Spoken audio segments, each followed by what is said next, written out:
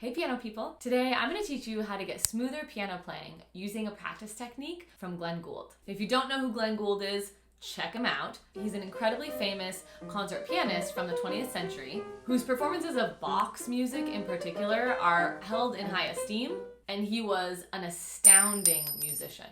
Now, when I was getting my undergrad degree, one of my teachers taught me a technique that Glenn Gould would use often when he was practicing the music of Bach. And I'm going to teach that technique to you today because it's a really great technique if you are trying to play something a little bit faster, a little bit cleaner. You need that crisp sound and you want an overall smoother sound. The technique is called finger tapping.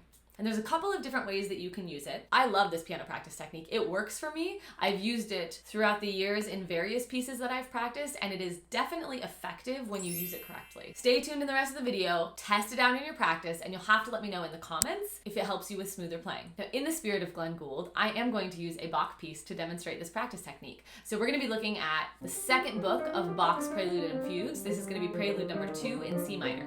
There's a couple of things you need to keep in mind in order to have success with this technique. First of all, we want to keep our fingers nice and rounded on the edge of the keys in the proper piano alignment. And if you're not sure what that means, I'll link in the description below a video of mine that talks all about piano alignment so that you can check that out. We want to be as precise as possible. We are using proper fingers. We're not just making it up as we go. And we're making sure that every single motion that we make is very specific and very intentional, so that we get the correct sound and the correct feel. If we approach this practice mindlessly and haphazardly, it will not work, and it might even make the passage that you're working on a little bit worse. So we're gonna look at the first measure, and we're gonna look at the right hand first. I have a lot of 16th notes in a row. It's a fast passage. It's technically marked legato in my edition, but I need a really smooth sound and a very articulated sound as well. So the passage sounds like this. And this passage has a funky crossover that always trips me up, so I'm going to be especially mindful of that part as I'm practicing this. So what I'm going to do is I'm going to put my hands in the proper position, and I'm going to make sure, like I said, that my fingers are on the edge of the keys as much as possible. In order to do the finger tapping, I'm going to take my left hand and I'm going to very specifically tap either the tip of my finger, so right below this first knuckle, or I'm going to tap in between the second and third knuckle on my finger. And I prefer to actually do both techniques. Depending on who's teaching you this technique or what you're reading online, sometimes people just recommend doing that first knuckle. Sometimes people recommend in between the second and third knuckle. I like to do both. Why not try both? If you're doing it correctly, it's certainly not going to harm anything, and there's a better chance that it will lead to even smoother playing. So we'll start by doing the first knuckle.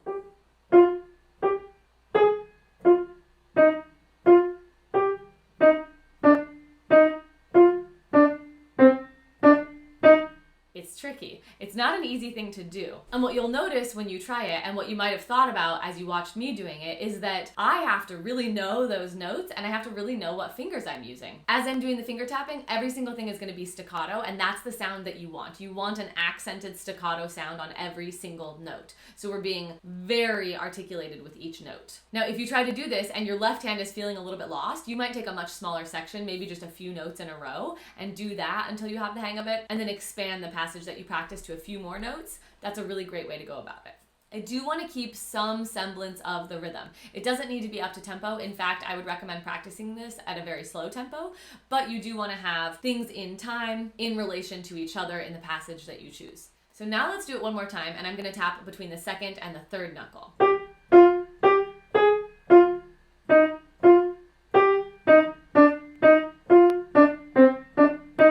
As you're doing this, you might notice when you get to fingers like the pinky, what just happened to me is it took a couple of takes for me to shoot that, because when I got to the pinky, my finger kept collapsing, and so when I went to tap it, the sound wasn't coming out accented and articulated in a staccato way. It was coming out really mushy and not crisp and clean at all. And so what I needed to do was I needed to rotate my wrist slightly to really support that finger so that I could tap between the second and third knuckle and have that finger stay in the proper hand position. And you'll notice as you do this practice technique, your fingers really have to be rounded, because if my fingers are flat at all and I go to tap, it's not going to create that crisp, clear, articulated sound. It's going to be really mushy.